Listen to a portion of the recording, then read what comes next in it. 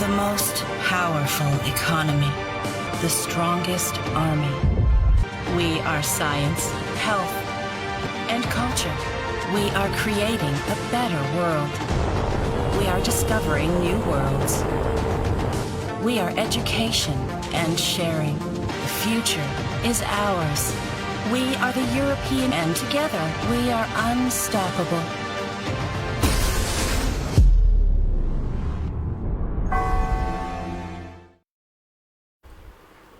অগ্নি ঝরা মাছ, রক্ত ঝরা মাছ।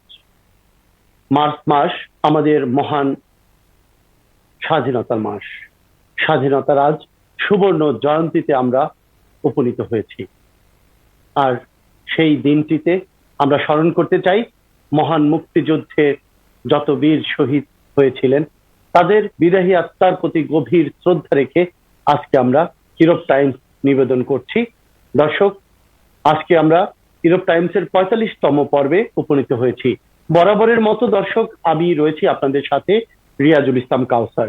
দর্শক, আপনারা জানেন যে ইউরোপ টাইমস 24 টিভির ইউরোপ টাইমস অনুষ্ঠানের মধ্য দিয়ে আমরা প্রবাসী বিভিন্ন সমস্যাগুলো তুলে ধরার চেষ্টা করি। আমরা তুলে ধরার চেষ্টা করি আমাদের প্রবাসী নতুন প্রজন্মের মাঝে বাংলাদেশের ইতিকথা, বাংলাদেশের লাল সবুজের পতাকা যেন তারা বহির্বিশ্বে পথ পথ করে উড়িয়ে বেড়াতে পারে, সেই উদ্দেশ্য লক্ষ্য নিয়েই আমরা আজকের এই আয়োজনটি করে থাকি এবং প্রতি সপ্তাহেই আপনাদের সাথে হাজির হই। দর্শক, আমাদের সাথে থাকেন দুইজন বরেণ্য অতিথি।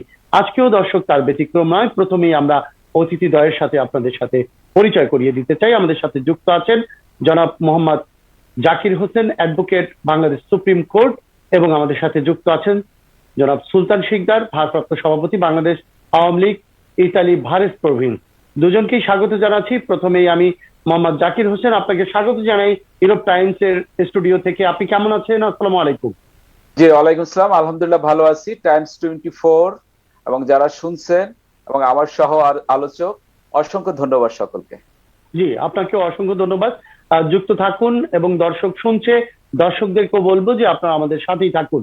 আমাদের সাথে আরো যুক্ত আছেন জনাব সুলতান শিকদার, ভারপ্রাপ্ত সভাপতি, বাংলাদেশ আওয়ামী লীগ ইতালির ভারেস প্রভিন্স। আসসালামু আলাইকুম জনাব সুলতান, আপনাকে স্বাগত জানাচ্ছি ইউরোপ টাইমস অনুষ্ঠানে।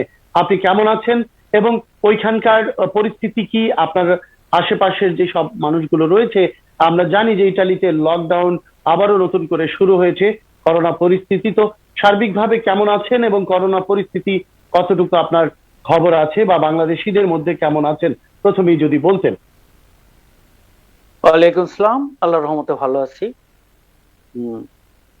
ইউরো টাইমস কলা কৌশলীদের জি, আপনাদের শুভেচ্ছা জানাচ্ছি। করোনা পরিস্থিতি ইতালির, বিশেষ করে আমাদের এই ভারেস প্রভিন্স সহ এই বিভাগে, যেটা আপনি জানেন, এটার নামটা হলো লম্বার্ডিয়া।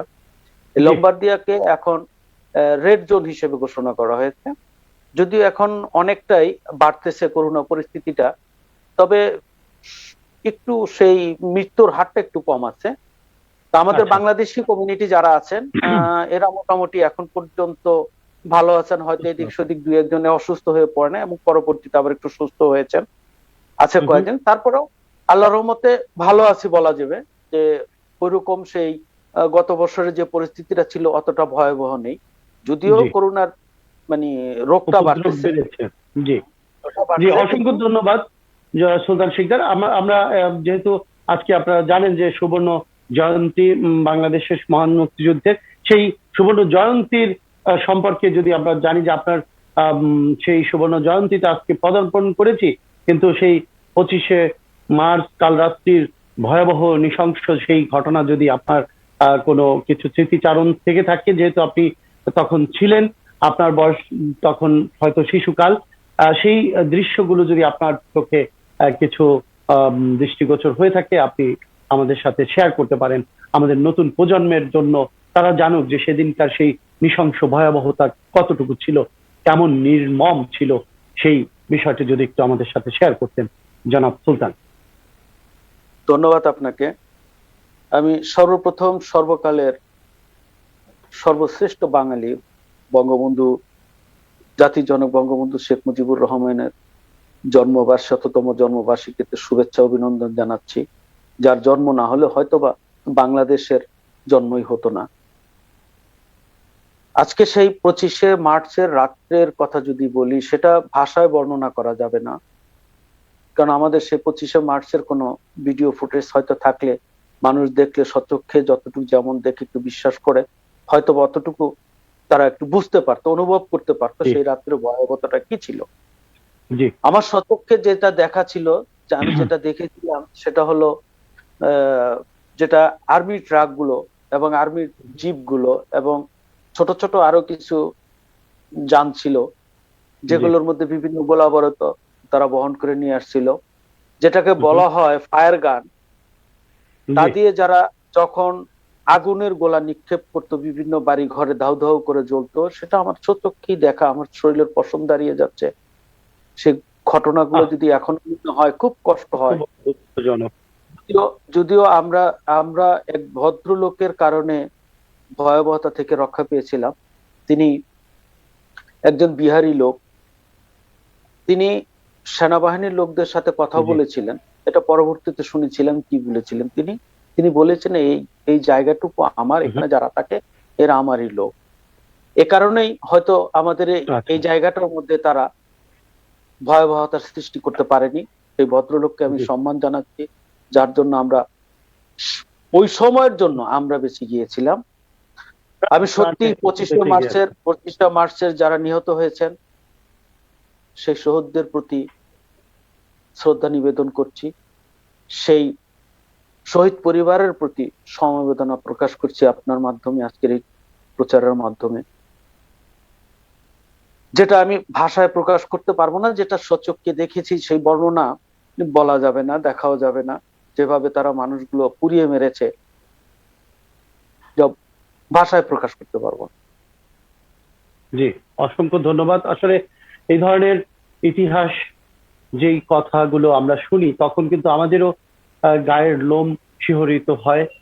সেই সব নৃশংস বর্বরতার কথা, মুক্তিযুদ্ধের সময় যেসব মানুষের আহাজারি আমরা শুনেছি, আমরা অসংখ্য আমাদের কাছে, আমরা যারা তরুণ প্রজন্ম, আমাদের কাছে মনে হয় যে একটি গল্প, একটি সেদিনকার বাস্তবতাকে আজকে আমরা গল্প বা ইতিহাসের পাতা হিসাবে দেখি। কিন্তু সেদিনকার সেই বাস্তবতা যেরকম আপনার মতো নৃশংস সেই নেকটারজনক ঘটনাগুলো যখন সচক্ষে দৃশ্যমান হয়, তখন কেমন লাগে, এই ইমোশনটা নিয়েই আমরা একটু জনাব জাকির হোসেনের কাছে জানতে চাইবো যে সেই নৃশংসতা আপনি দেখেছিলেন কিনা, বা আপনিও হয়তোবা তখন জন্ম হয়েছিল কিনা, আর না হলে সেই নৃশংসতা কিভাবে এই যে এখন আমরা সেটা যখন গল্পে শুনি কেমন লাগে আপনার কাছে, এবং নতুন প্রজন্মের জন্য আপনি সেই ইতিহাসের কথা কিভাবে বলবেন, জনাব জাকির? জি, আপনি যে কথা বলছেন, আমি আসলে আমার জন্ম স্বাধীনতার পরে, তো এটা তো বলার অপেক্ষা রাখে না যে মহান মুক্তিযুদ্ধ এবং আমাদের স্বাধীনতা যুদ্ধ, এটা আমাদের একটা পবিত্র চেতনা এবং পবিত্র অনুভূতি থেকেই আসলে মুক্তিযোদ্ধারা সেই দেশ প্রেমে উদ্বুদ্ধ হয়ে দেশ মাতৃকার রক্ষার জন্য ঝাঁপিয়ে পড়ছে। তো সেই আপনি মার্চ মাসের কথা যে বললেন, যে আমাদের সেই অনুভূতি আসলে আমার ফিলিংসে কেমন আমি ফিল করি, আমার মনোচক্ষে যদি আমি সেটা ফিল করি, সেই ঘটনা বা সেই সময়টা, সেটা নিঃসন্দেহেই তো আমাদের একদম লোম, যে আমাদের সুলতান ভাই যেভাবে বললো, যে আমাদের আসলে সেটা আমাদের একটা শিহরণ, যে আমাদের একটা কথা, কষ্টের, ব্যথার একটা যে মানে কঠিন শিহরণ, সেটা আমরা ফিল করি। তো এটা যেমন সত্য কথা, আবার এট দ্য সেম টাইম আমাদের আবার একটা জাতির একটা গর্বের জায়গাও সেই মহান মুক্তিযুদ্ধ, যে আমাদের আসলে সেই পূর্বসূরীরা, আমাদের সেই মুক্তিযোদ্ধারা, আমরা যখন অনুভব করি, ফিল করি, আমরা যখন চিন্তা করি, যা দেশপ্রেমে উদ্বুদ্ধ হয়ে তারা আসলে এই যুদ্ধ করছে, একটা মানে স্বাধীনতা আমাদের জন্য এনে দিয়েছে।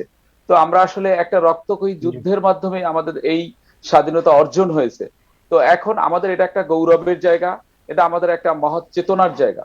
তো এখন এই চেতনা থেকেই কিন্তু একটা জাতি আসলে বেড়ে উঠতে পারে। তার এই যে এটা একটা আমাদের বিশাল ফাউন্ডেশন, যে আমাদের এই জাতি আজকে এভাবে দাঁড়িয়েছে। তো এইটা মানে আমাদের এখন যে এই প্রজন্মের, তো এই প্রজন্মের জন্য বিশাল একটা প্রেরণা যে আমরা আসলে এখন আমাদের মুক্তিযোদ্ধারা যুদ্ধের মাধ্যমে স্বাধীনতা এনে দিয়েছে, এখনকার প্রজন্ম তাদের আসলে এই স্বাধীনতার যে মূল চেতনা, মূল উদ্দেশ্য, মূল আদর্শ, সেটা রক্ষা করার দায়িত্ব। তো এখন এইটা মানে এই যে মানে আমি যেটা বলতে চাই যে স্বাধীনতার আমরা কিছু মানে আর কয়েক মাস পর সুবর্ণ জয়ন্তী পালন করতে যাচ্ছি।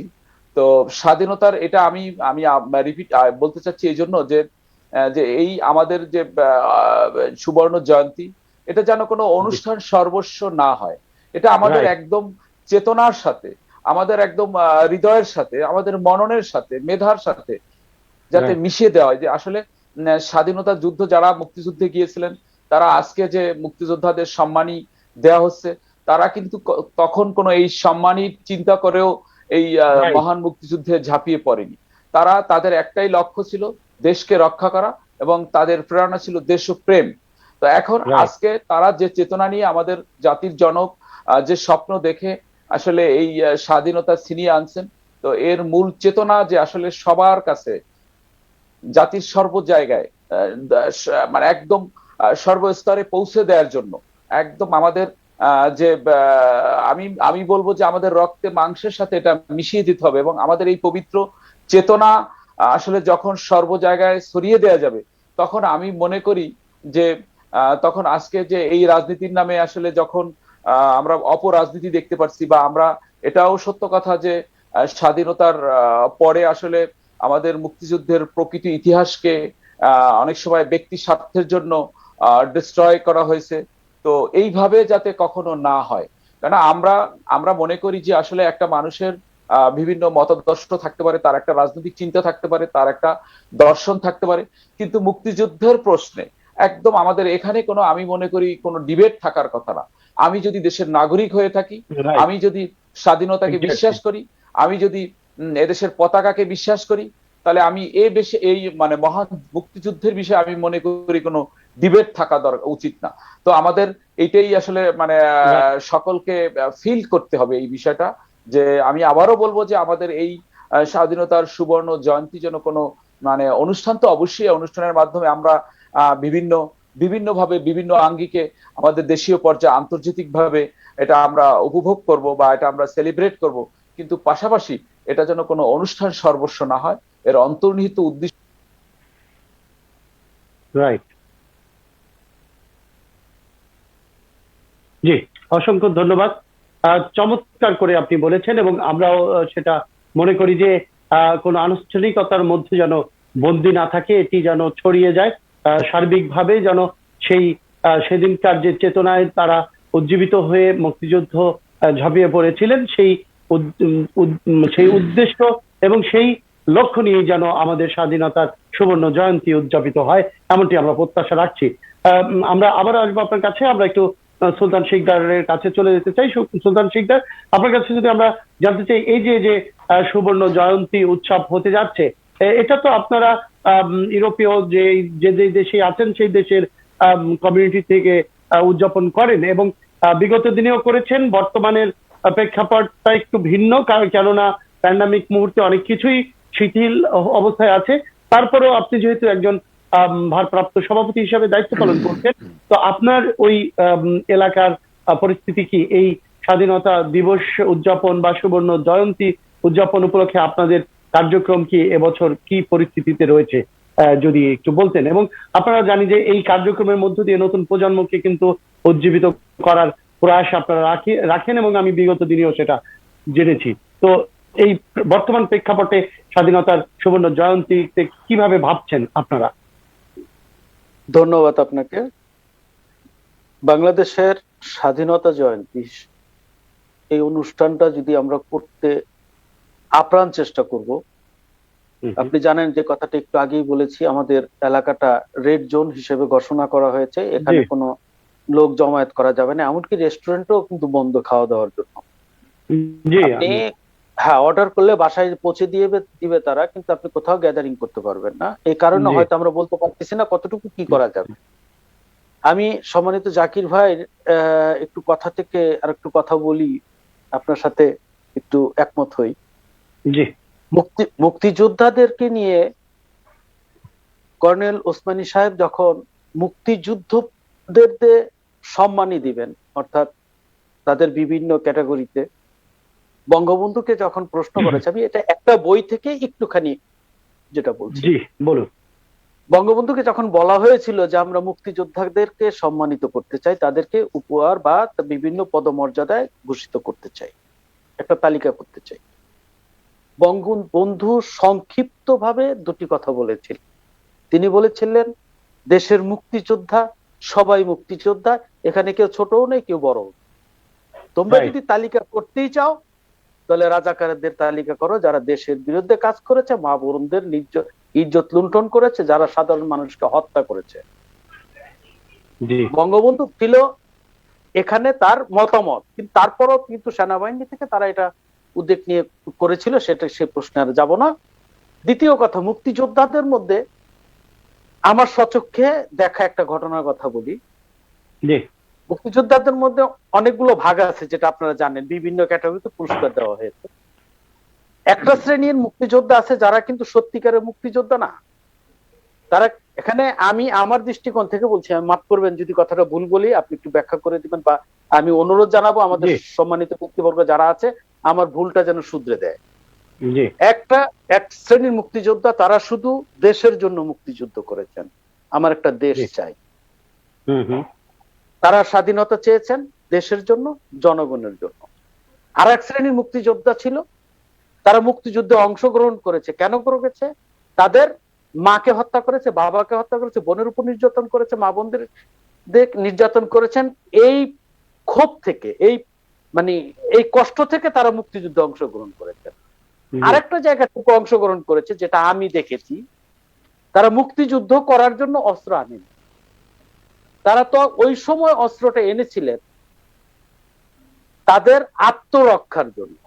তারা কিন্তু কিছু লোক আছে, যেটা আমি যাদের আমি দুই একজন চিনি, সব চিনি না, আমি দুজন লোককে চিনি, তারা মুক্তিযুদ্ধের নাম দিয়ে যুদ্ধে যাবে নাম দিয়ে তারা অস্ত্র এনেছিল, তারা যুদ্ধে যায়নি। 1975-এর পূর্বে, অর্থাৎ সম্ভবত 73-এর ঘটনা, অস্ত্র একে একে 3 বার বঙ্গবন্ধু সাধারণ ক্ষমা ঘোষণা করেছিলেন, তারপরে তারা কিন্তু সেই অস্ত্রটা জমাও দেয়নি, সেই অস্ত্রটা জমাও দেয়নি। তো তারা কিন্তু পরবর্তীতে বলতো যে এই যে তাদের যে মুক্তিযোদ্ধাদেরকে যে অস্ত্র দেওয়া হয়েছে যুদ্ধ করার জন্য, সেখানে কিন্তু তার নামটা ছিল মুক্তিযোদ্ধা হিসেবে অস্ত্র দেওয়া হয়েছে, যুদ্ধ যাবে। আর সেই লিস্টটা যদি আপনি ধরবেন তাহলে তার নামটা চলে আসবে একজন মুক্তিযোদ্ধা হিসেবে, কিন্তু সে কিন্তু আসলে মুক্তিযোদ্ধা নয়। আমি তাকে অসম্মান করতে চাই না, কিন্তু এটা একটা ঘটনার বর্ণনা দিলাম। আজকে আমাদের সম্মানিত একজন ব্যক্তি, সেনা তিনি অবশ্যই সম্মানিত, আমাদের মেজর জেনারেল জিয়াউর রহমান সাহেব। আমি দুইজন লোকের কথা বলতে চাই, জনাব ইব্রাহিম সাহেব, জনাব অলি সাহেব। জনাব ইব্রাহিম সাহেব যে কথাগুলো বলেন জিয়াউর রহমান সম্বন্ধে, সে তো চিটাগাঁই ছিলেন না, সে ছিলেন গাজীপুরে। তো তখন তো তার সম্বন্ধে কিছু জানার কথা না। হ্যাঁ, অলি সাহেব কিছু জানেন, কিন্তু কিছু জানেন, যা জানেন সম্পূর্ণ কথাগুলো তিনি বলেন না। তিনি যে আদৌ সত্য, অর্থাৎ কিছু সত্য কথা বলেন, আর কিছু সত্য তিনি গোপন করেছেন। আমাদের এই যে 25শে মার্চের কালো রাত্রের ঘটনার সময়, আপনি দুঃখিত একটু সময় নিচ্ছি,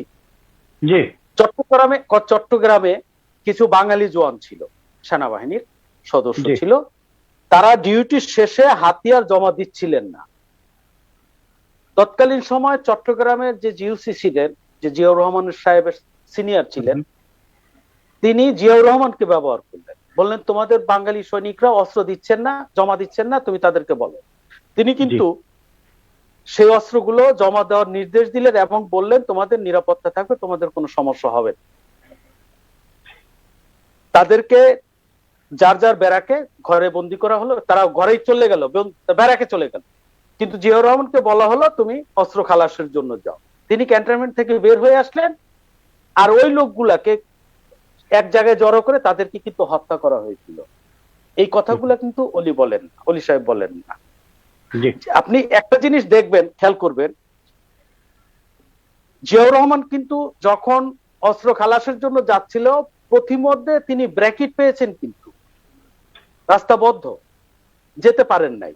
তো এখানে প্রশ্ন জাগে, তাহলে তার আগে কি কেউ যুদ্ধ করে নাই? প্রশ্নটা হলো তাহলে ব্যারাকিটটা দিল কি? জিয়াউর রহমান তো দেয়নি, বরঞ্চ জিয়াউর রহমান সাহেব পরিষ্কার করতে চাচ্ছিলেন। জি ওখানে যখন দাঁড়িয়েছিলেন তারপরেই কিন্তু কর্নেল অলি সাহেব কিন্তু জিয়াউর রহমান সাহেবকে দুটি শব্দ ব্যবহার করে, যে লোকগুলাকে, বাঙালি জওয়ানগুলাকে হত্যা করা হয়েছে এই কথাটাও জিয়াউর রহমান সাহেবকে বলেন অলি আহমেদ। এবং রাত্রে যে বঙ্গবন্ধু যে স্বাধীনতা ঘোষণাটা করেছেন এটাও কিন্তু কর্নেল অলি সাহেবই বলেছিলেন জিয়াউর রহমান সাহেবকে। কিন্তু এই সত্যটা গোপন করছেন। আমি দুঃখিত যে আমি নিন্দা করার ভাষা খুঁজে পাচ্ছি না, যে তাদেরকে আমরা কিভাবে নিন্দা, সম্মানিত ব্যক্তি, একজন মুক্তিযোদ্ধা যদি এইভাবে কথা বলেন, সত্য গোপন করেন, তাহলে আমি জানি না আখেরাতে তার জন্য কি ব্যবস্থা রেখেছে আল্লাহ তাআলা।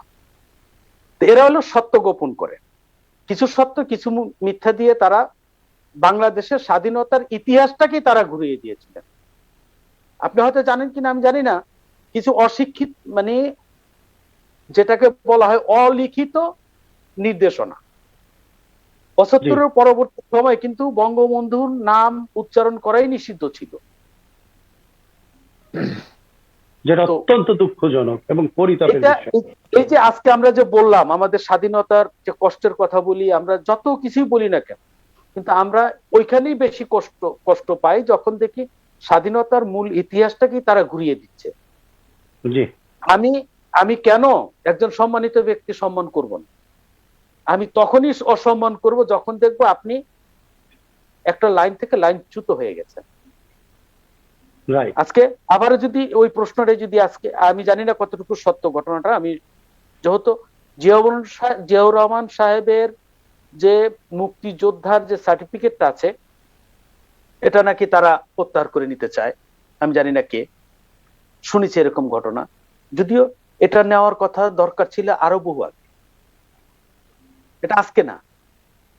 এটা মানে জিয়াউর রহমান ক্ষমতা থেকে সরে যাওয়ার, অর্থাৎ তার মৃত্যুর পরে যে সরকারগুলো আসছিল দায়িত্বটা ছিল তাদের উপর সঠিক একটা ইতিহাস সৃষ্টি করা।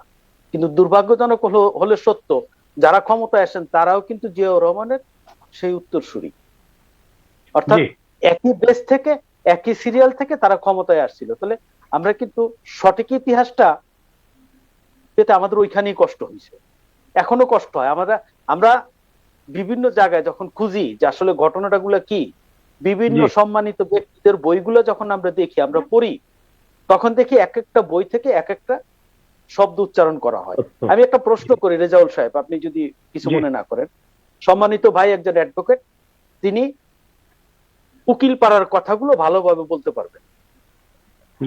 তিনি, আমরা যেখানে থাকি, আমরা বিদেশে আছি, আমাদের কথা উনি ভালোভাবে কিভাবে বলবেন? ওনার উনি উকিল এক মানুষ, ওনার ওকাল পাড়ায় আমি সেখানে ভালো কিভাবে বলতে পারবো? এখন কিছু কিছু লোক আছে তারা না চাকরি করছে দিনাজপুরে, সে চট্টগ্রামের ইতিহাস বলতেছে, কিভাবে? সেটা আংশিক বলা যেতে পারে, কিন্তু সার্বিকভাবে তথ্যবহুল। এটা হ্যাঁ নিশ্চয়ই আপনার কাছ থেকে শুনে আমি যখন বলবো তখন কথাটা কতগুলো সত্য হইতে পারে, এটা কি একটা প্রশ্ন থাকে। জি জনাব সুলতান, অসংখ্য ধন্যবাদ, চমৎকার করে আপনি বলেছেন। আশা করব যে মুক্তিযুদ্ধের ইতিহাসগুলো আসলে এভাবে কিন্তু আমাদের সামনে উপস্থাপন হওয়া বাঞ্ছনীয়, তাহলে আমাদের নতুন প্রজন্ম কিন্তু সঠিক ইতিহাসকে, আমাদের যে প্রচেষ্টা মুক্তিযুদ্ধের, মহান মুক্তিযুদ্ধের যে সঠিক ইতিহাস নতুন প্রজন্মের কাছে তুলে ধরা, সেটি বাস্তবায়ন হবে বলে আমরা বিশ্বাস করি।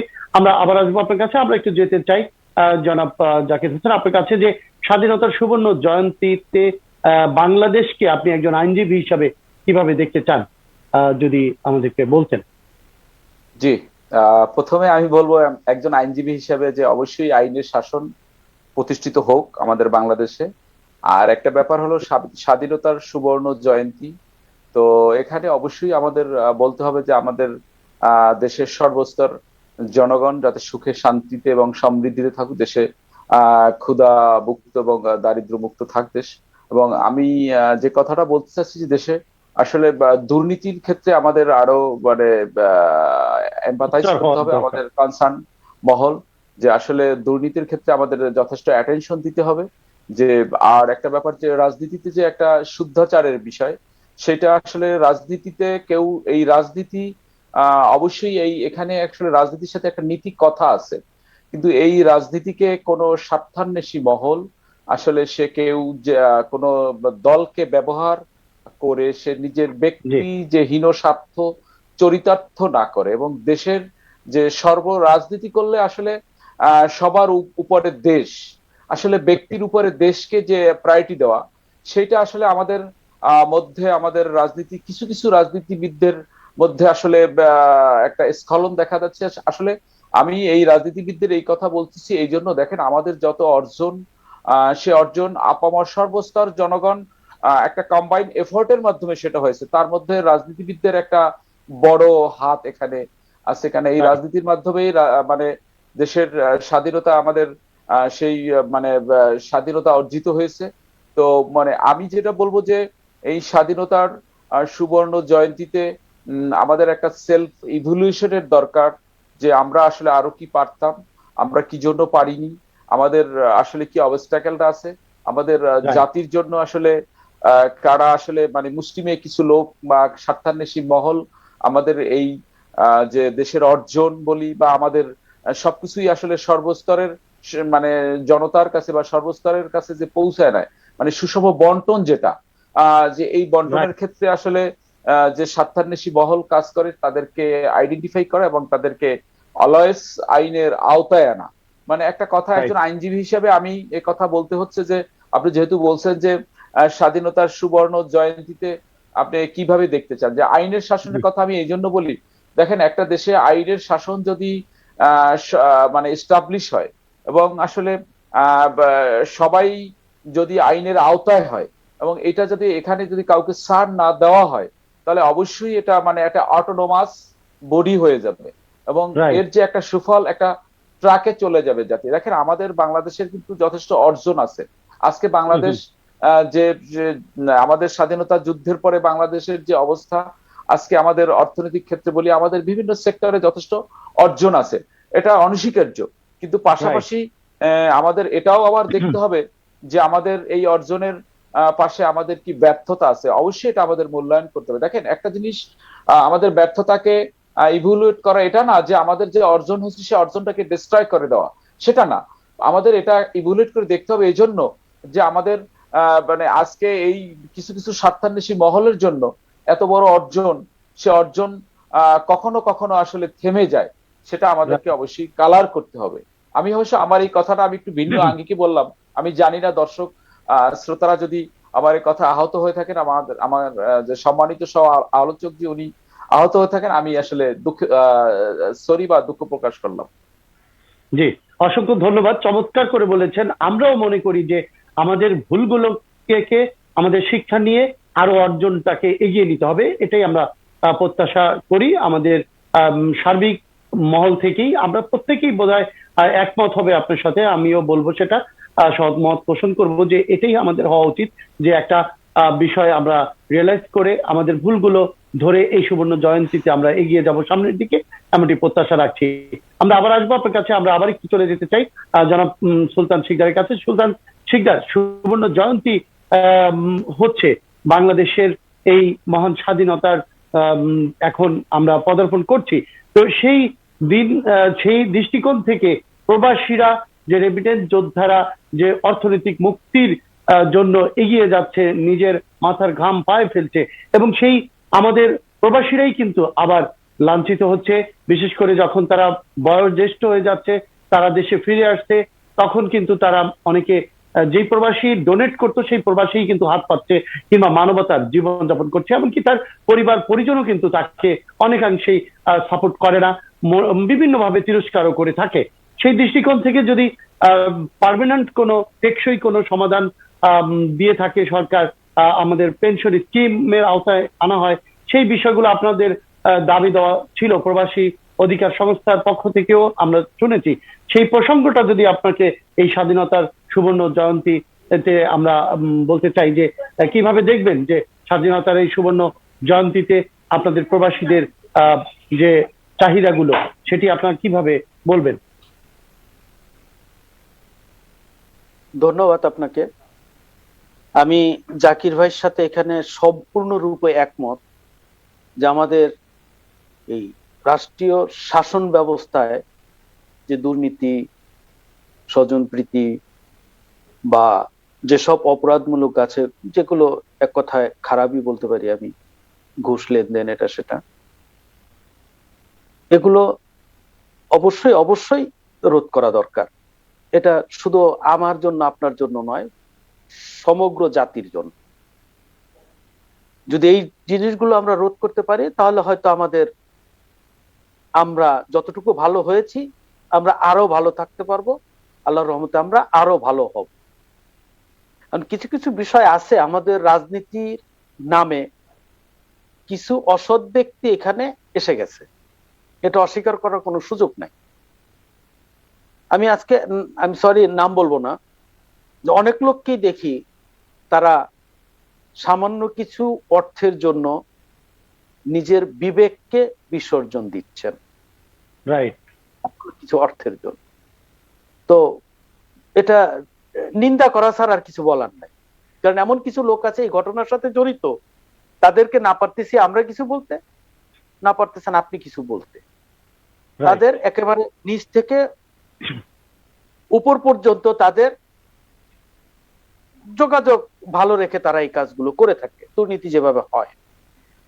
তো সেগুলো করা অবশ্যই অবশ্যই নির্মূল করা প্রয়োজন। সুবর্ণ কিছুটা কিন্তু নির্মূল হয়েছে, কিছুটা কিন্তু নির্মূল হয়েছে। এবং মাননীয় যে কথাটি সিস্টেমের কথা বলছিলেন জনাব জাকির, যে সবকিছুই যদি মাননীয় প্রধানমন্ত্রীর তদারকি করতে হয় তাহলে রাষ্ট্রের অন্যান্য দপ্তরে যারা দায়িত্ব নিয়োজিত রয়েছেন তারা কি করবে, এটা হচ্ছে প্রশ্ন। মাননীয় প্রধানমন্ত্রী কিন্তু জিরো টলারেন্সে আছে এবং সেটা কিন্তু প্রমাণিত হয়েছে। বিভিন্ন তার নেতা নেত্রী যারা রয়েছে অনেক সময় যারা দুর্নীতির সাথে যুক্ত ছিলেন তাদেরকে কিন্তু ধরাশায়ী করেছে এবং সেটা আমরা দেখেছি। জি, বলছিলেন। সম্মানিত ভাই সাহেব, আমি আপনাকে আরেকটা কথা বলি। রাষ্ট্র শাসন ব্যবস্থা পরিচালনা করতে পারবে, কিন্তু আপনার বিবেক আপনার কাছে। রাইট। আপনি যদি বিবেকবান হন, আপনি যদি বলেন যে আমি অসৎ কাজ করব না, অসৎ পথে চলবো না, শেষ। এখানে আমার আইনের প্রয়োজন হয় না। জি, আমাকে আইনের প্রয়োজন হয়, আমি বাঁকা পথে চলছি, তারা আমাকে সোজা পথে আনবে। কিন্তু আমি নিজেই যদি সোজা পথে চলার চেষ্টা করি তাহলে তো আমাকে তো প্রশাসনের দরকার নাই। রাইট। আমি সেই কারণে বলছি আমাদের বিবেকটাই দরকার। আমার সেই বিবেকটাই নষ্ট হয়ে যাইতেছে। যে কথাটা আমি বলতে চাচ্ছিলাম, আপনার আমাদের রেমিটেন্স যোদ্ধা, আমি এর আগেও আপনাকে বলেছিলাম যে বাংলাদেশে যারা চাকরি করে, সরকারি হোক, বিশেষ করে সরকারি চাকরিজীবীরাই তো পেনশনভুক্ত হন। আমার মনে হয় এই পেনশনটা সকল ক্ষেত্রে প্রয়োজন। একজন প্রবাসী থেকে শুরু করে যারা, কারণ প্রতিটা লোক, একজন কৃষক সেও কিন্তু দেশের জন্য কাজ করতেছে, তার পেনশনটা কোথায়?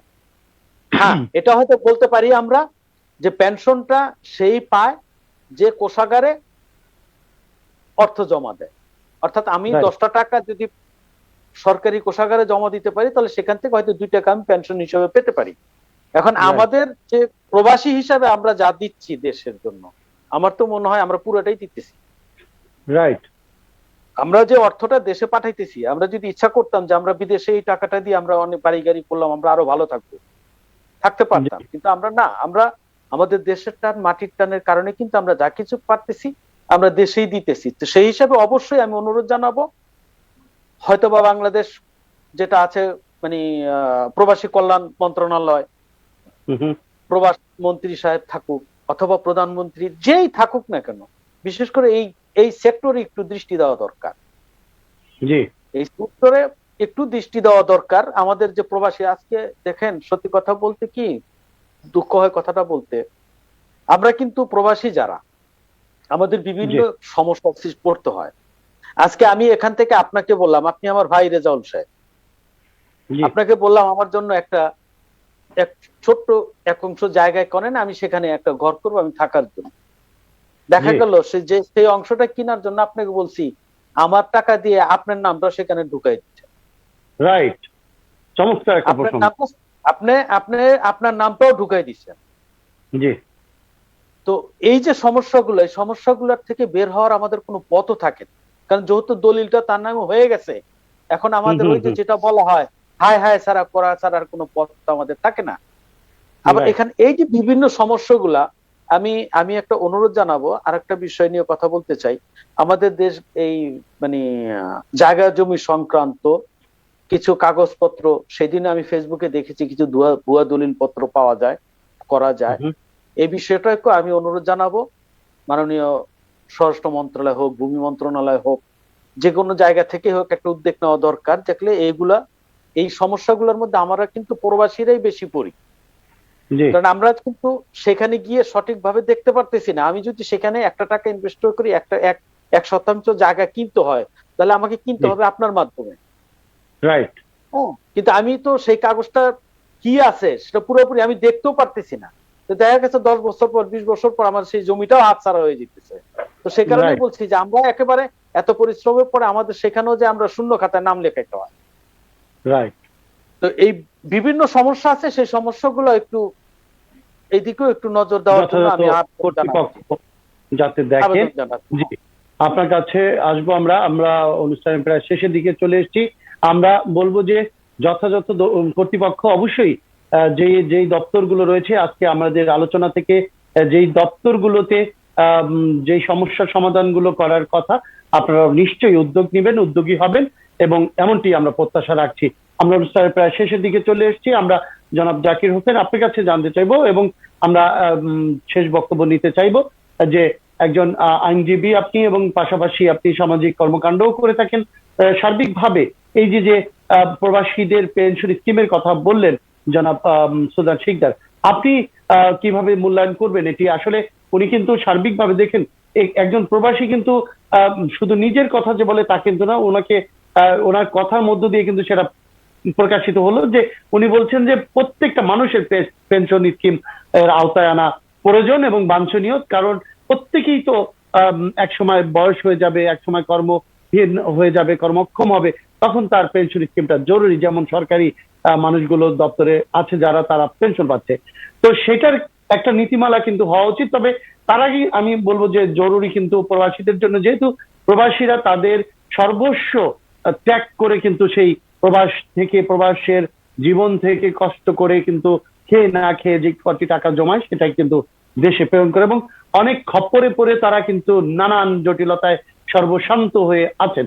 সার্বিকভাবে যদি আপনাদের কাছে নিশ্চয়ই অনেক আপনাদের ক্লায়েন্ট হিসাবে অনেকে আপনাদের সাথে শরণাপন্ন হয় এই ধরনের পারিবারিক এবং সামাজিক সমস্যার সম্মুখীন হয়ে, সার্বিকভাবে কি বলবেন এই বিষয়গুলো? জি, আমি আসলে বলতে চাচ্ছি যে এটা রুরু সত্য কথা যে আমি ব্যক্তিগতভাবে আসলে আমরা আজকে যে উন্নয়ন বলি বা ফরেন রেমিটেন্স বলি, মানে এটা আসলে যাদের ঘরবাক্ত শ্রমে আজকে এই অর্জন, তো আমাদের এই যে গার্মেন্টস সেক্টর এবং আমাদের প্রবাসী ভাই বোন যারা আছে, তো আমার কাছে যতটুকু তথ্য আছে বা কম বেশ হতে পারে যে আমাদের যে টোটাল যে কর্মক্ষম পপুলেশনের প্রায় 1 কোর পপুলেশনই কিন্তু আমাদের প্রবাসী ভাই বোনেরা, তো বেশি কম হতে পারে। তো যাই হোক, এখন তারা যে আসলে তাদের ঘরমাক্ত শ্রমে আমাদের আজকে এই অর্জন বা রেমিটেন্স, তো এটা অবশ্যই তাদের যে লাইফে একটা সিকিউরিটি। তারা আসলে সবসময় যে সবাই যে ইউরোপে থাকতে পারবে এবং সেখানে সেটেল হয়ে যাবে, নট দ্যাট। আমাদের প্রবাসী ভাই বোনদের একটা মেজর অংশ মিডল ইস্টে থাকে বা অন্য জায়গায় থাকে। তো তাদের আসলে যে কষ্টটা, যেটা হলো যে তাদের মানে যে পেনশন স্কিমের কথা বললেন, ডেফিনেটলি আমি এ বিষয়ে একমত। যে এই জন্য যে একটা মানুষের সবাই চায় যে সে সরকারি যে রিটায়ার্ড লাইফটা কি, মানে একটা রাষ্ট্রের সুযোগ সুবিধা সকল নাগরিকের জন্যই হওয়া উচিত। যে যারা আসলে সরকারি চাকরি করে তারাই যে পেনশন পাবে, নট দ্যাট। একটা রাষ্ট্র যখন ওয়েলফেয়ার স্টেটের দিকে চলে যায়, তখন রাষ্ট্রকে সকল নাগরিকের জন্যই সেই কল্যাণকর চিন্তা করা উচিত। এবং প্রবাসী ভাই বোনদের অবশ্যই একটা মানে পেনশন স্কিমের আওতায় আনা রাষ্ট্রের অবশ্যই সক্ষমতা আছে। শুধু পেনশন স্কিম না, আমি মনে করি একটা বিমান আওতায় আনা দরকার। যে আর একটা ব্যাপার, যে আমাদের দেশের যে সেই সক্ষমতা নাই সেটা কিন্তু বলা যাবে না।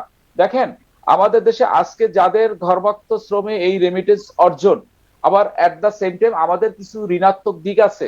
সেটা হলো যে আজকে ব্যাংক লুট হচ্ছে, এটা কিন্তু আমি মানে আমরা যে দলেই থাকি না কেন, এটা কিন্তু আমাদের স্বীকার পাইতে হবে।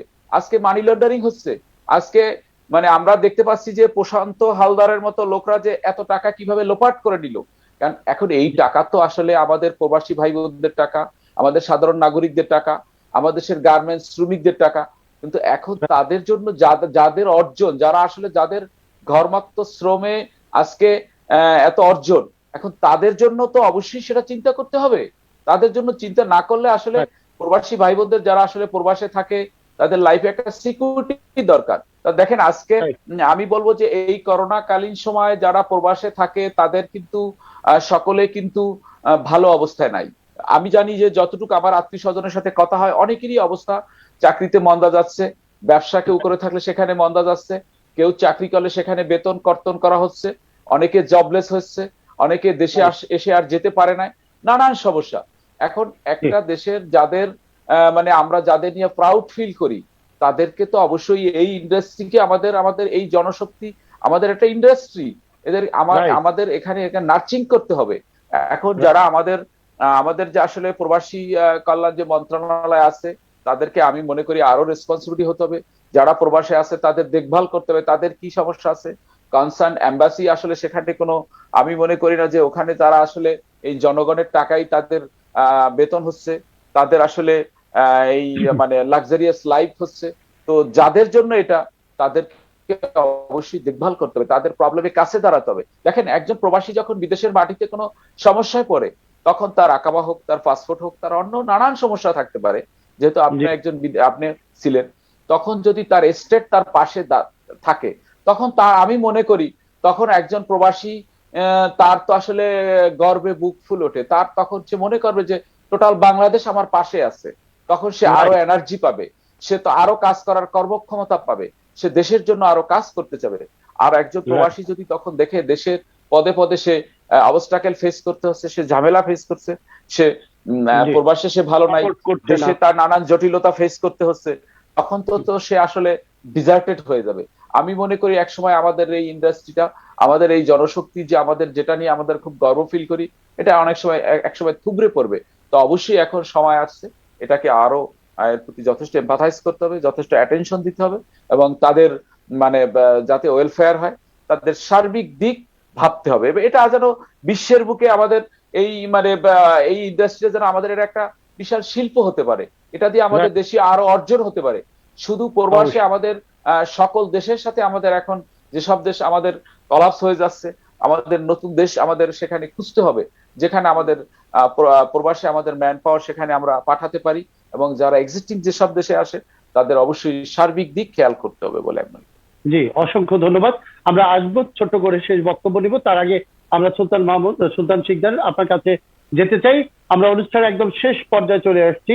সুলতান শিকদার, আপনি সার্বিকভাবে যদি আমাদের দর্শকদের যদি বলতেন যে এই স্বাধীনতার সুবর্ণ জয়ন্তীতে আপনার কি কি চাওয়া পাওয়া আছে, এবং প্রবাসী হিসাবে বাংলাদেশের মানুষের কাছে, বাংলাদেশের পরিবারের কাছে এবং রাষ্ট্রের কাছে আপনার বা আপনার কমিউনিটির কি কি চাওয়া পাওয়া থাকতে পারে আজকের এই সুবর্ণ জয়ন্তীতে, আমাদের প্রাপ্তিটা কতটুকু পরিণত হয়েছে বা আমরা কতটুকু চাই সেটা কতটুকু আমাদের পাওয়া হয়েছে বলে আপনি মনে করেন, এবং দর্শকদের জন্য আপনার কি বলবার আছে জনাব শিকদার? ধন্যবাদ আপনাকে। দেশের কাছে আমি শুধু যে কথাটা আবারও বলি, আমাদের জাকির ভাই যে কথাটা বলেছিলেন, সুশাসন, সুশাসনের সাথে সাথে সুষম বন্টন এটাও দরকার। জাতির কাছে আমি এটাও অনুরোধ করব যে আমরা ধৈর্য যখন ধরেছি আর একটু ধৈর্য ধরি, যেন আমরা এসব সমস্যা থেকে অচিরেই মুক্ত পেতে পারি, যেটা হলো দুর্নীতি, এসব কথাগুলো।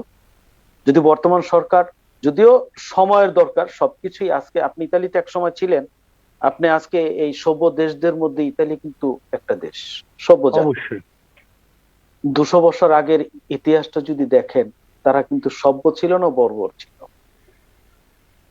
তো ঠিক একইভাবে একটা দেশ যখন জন্ম নেয়, একটা দেশের যখন সৃষ্টি হয়, ওই 50 বছর, 100 বছর, 200 বছর সামান্য একটু সময় মাত্র। আমি এখনো মনে করি যে হ্যাঁ, দেশ আমরা হয়তো দেখে যেতে পারবো না, তবে আশা করি আমাদের দেশ আরো ভালো হবে, আরো উন্নত হবে। আমরা মানুষের দিক দিয়ে সৎ সৎ মানুষ হতে পারবো। আমরা যেন বিবেক শূন্য না হয়ে বিবেকবান মানুষ হয়ে থাকতে পারি।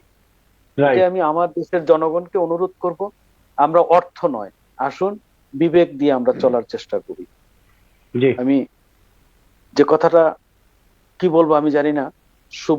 সুবর্ণ জয়ন্তী আমরা এখানে যতটুকু পারি, বর্তমান পরিস্থিতিতে হয়তো পারবো কিনা তাও আমরা জানি না, তবে অগ্রিম শুভেচ্ছা রইল দেশের জনগণের প্রতি, মানুষ সকল শ্রেণীর মানুষের প্রতি।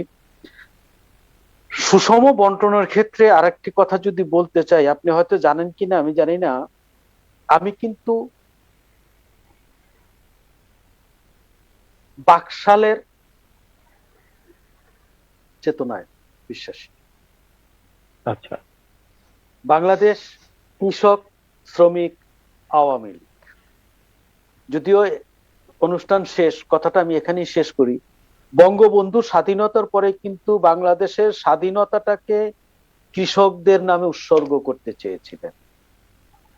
আমি একটা কথা বলি আপনাকে, একজন সেনাবাহিনীর অফিসার হোক আর সেনাবাহিনীর সদস্য হোক, একজন পুলিশ অফিসার হোক, একজন সদস্য হোক, তার কিন্তু প্রশিক্ষণ নেওয়া আছে যুদ্ধ করার জন্য, তার প্রশিক্ষণ দেওয়া আছে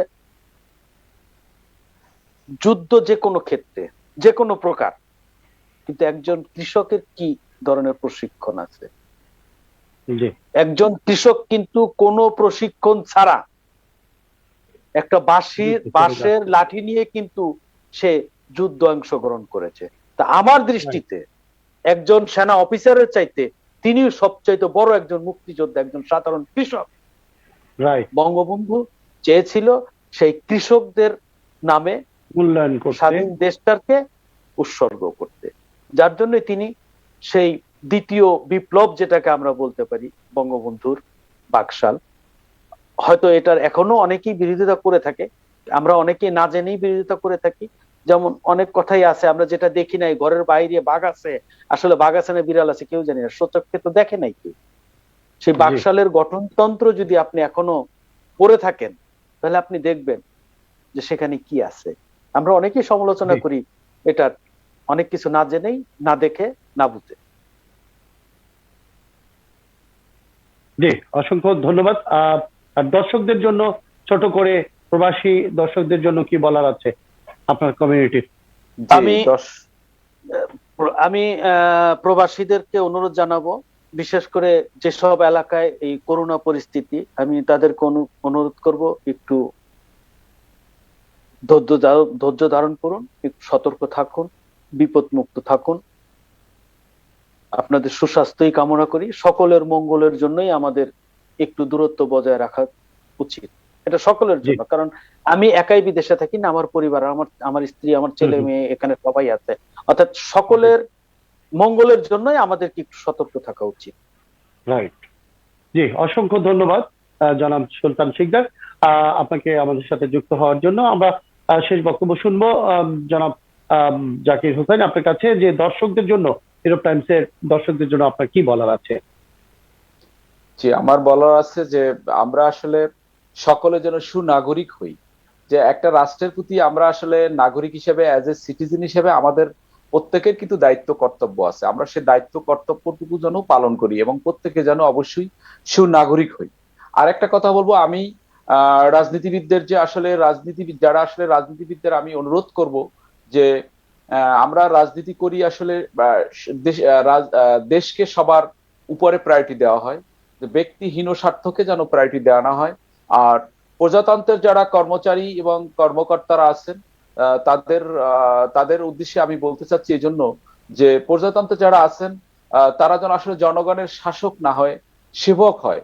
আসলে এই গণতান্ত্রিক যে চেতনা এবং গণপ্রজাতান্ত্রিক বাংলাদেশ, আসলে প্রজাদের যে আসলে অধিকার, আমাদের নাগরিকদের যে অধিকার, সেটা যেন আসলে প্রকৃত অর্থে যেন আসলে প্রজারা ফিরে পায়।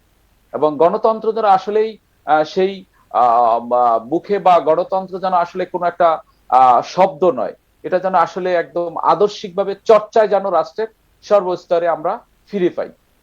বাহ, চমৎকার।